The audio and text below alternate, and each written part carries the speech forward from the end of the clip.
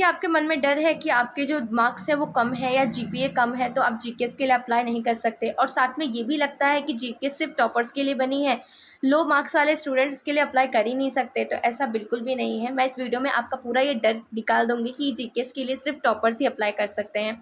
देखिए, हर साल बहुत सारे बच्चे इसके लिए अप्लाई करते हैं। आपको ये जानकर बहुत हैरानी होगी कि हर साल 95% से भी ज़्यादा मार्क्स वाले स्टूडेंट्स रिजेक्ट हो जाते हैं, और 80% या उससे थोड़े कम वाले जो स्टूडेंट्स हैं वो फ्री में साउथ कोरिया जाकर जीकेएस के थ्रू स्टडी करते हैं। क्योंकि जो कोरियन गवर्नमेंट है ना, सिर्फ आपके मार्क्स नहीं देखती है, वो आपके पूरे प्रोफाइल का जो असेसमेंट है वो देखती है। तो सिर्फ ये सोचना कि आपके जीपीए कम है या स्कूल में मार्क्स कम आए हैं आप जीकेएस के लिए अप्लाई नहीं कर सकते, कि बिल्कुल गलत है। मैं आपको इस वीडियो में पूरा डिफाइन करूंगी कि आप जीकेएस के लिए लो मार्क्स पर भी कैसे अप्लाई कर सकते हो, आप अपनी प्रोफाइल को कैसे विनिंग प्रोफाइल बना सकते हो।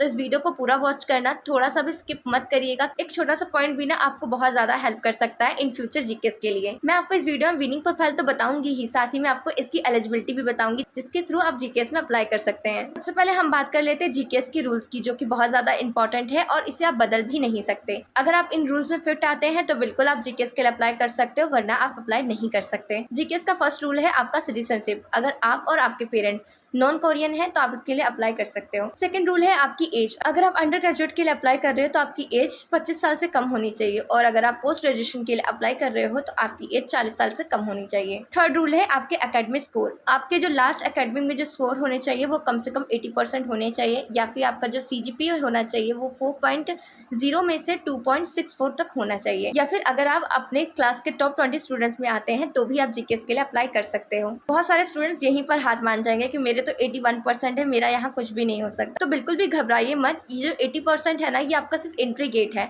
अगर आप एक बार इसके अंदर एंटर कर गए ना तो 81% वाले स्टूडेंट्स और 98% वाले स्टूडेंट दोनों एक लाइन में होते हैं। इसके बाद जो आपका सारा गेम है ना, वो आपकी बाकी की प्रोफाइल पर डिपेंड करता है। सिलेक्शन के टोटल 3 पिलर हैं। साउथ कोरिया में बैठी सिलेक्शन कमेटी जब आपके फॉर्म खोलती है ना तो सिर्फ आपके मार्क्स नहीं देखती, वो पूरा इंसान देखती है। इसके लिए ना आपको 3 चीजें जरूर ध्यान में रखनी है। आपका पहला पिलर होता है आपका एसओपी, मतलब कि वाई।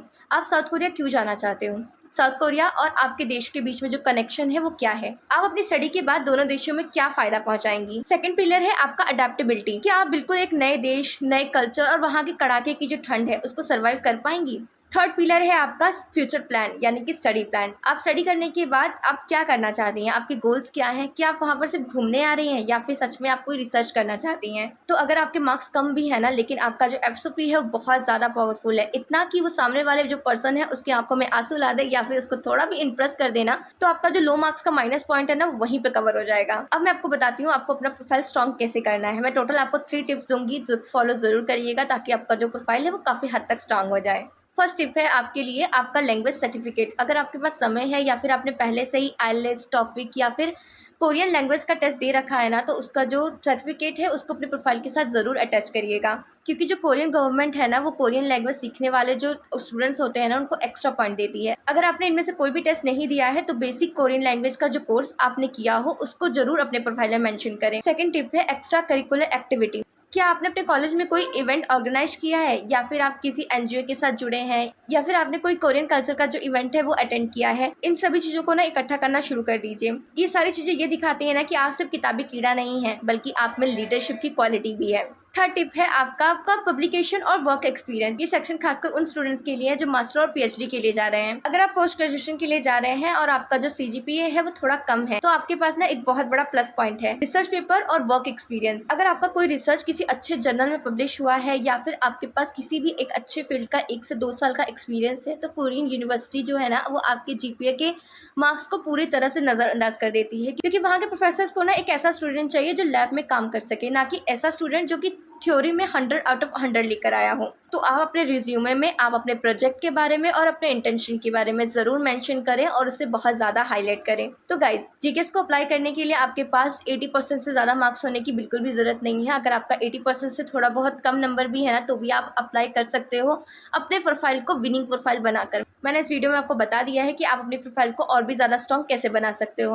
और हाँ, आप मुझे कमेंट में बता सकते हो कि आपका जीपीए कैसा है, आपके परसेंटेज क्या थे लास्ट मेरिट में, आप किस कोर्स के लिए कोरिया जाना चाहते हो, जीके अप्लाई कर रहे हो, तो मैं आपके जो परसेंटेज है और आपके कोर्स के अकॉर्डिंग बता सकती हूँ कि आपके जो सिलेक्शन की चांसेस है वो कितने % है। तो गाइज, अगर आपको वीडियो अच्छी लगी हो तो वीडियो को अभी लाइक करें और चैनल का सब्सक्राइब जरूर कर लीजिएगा, ताकि आपसे जीके से रिलेटेड कोई भी इन्फॉर्मेशन मिस ना हो। और अगर आपको जीके के ऊपर लेके कोई भी डाउट है या कोई टॉपिक है जिस पे आप लॉन्ग वीडियो चाहते हैं, तो आप मुझे कमेंट में बता सकते हैं। मैं ट्राई करूंगी कि जल्द से जल्द उस टॉपिक को वीडियो बना दूं। तब तक के लिए आप सभी अपना ख्याल रखिए। All the best guys, bye bye.